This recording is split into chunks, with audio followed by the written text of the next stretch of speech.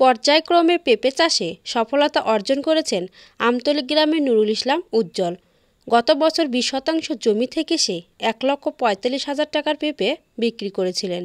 যখন মনে করেন যে আলু করি, মরিচ করি, টমেটো করি সবই করি, পেঁপের আমি মজা পাইতাম না। তা হঠাৎ করে একজনের কাছ থেকে বীজ নিয়ে এসে পেঁপে করলাম, যাই হোক হয়েছিল মোটামুটি। যাই হোক তারপরে পেঁপে লাগে ২০ শতক মাটির পেঁপে বেচছি।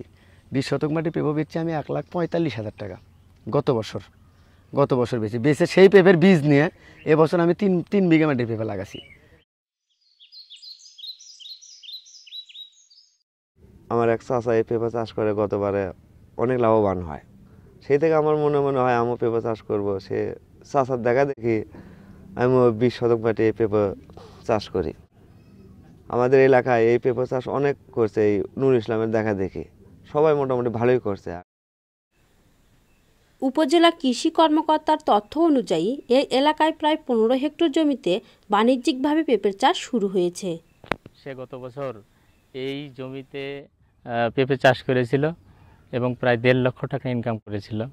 একইভাবে সে সফলতা লাভ করায় এবার প্রায় ৩ বিঘা জমিতে সে পেঁপে চাষ করে এবং আমি মনে করি সে একজন সফল খামারি এবং এবছর প্রায় ৪-৫ লক্ষ টাকা ইনকাম করবে।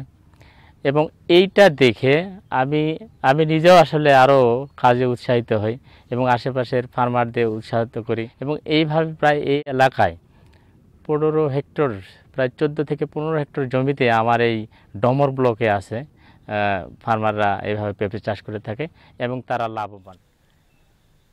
পেঁপের বাম্পার ফলন হওয়ায় এবার নুরুল ইসলাম তার ৩ বিঘা জমি থেকে প্রায় ৫ থেকে ৬ লক্ষ টাকার পেঁপে বিক্রি করবেন বলে আশা করছেন।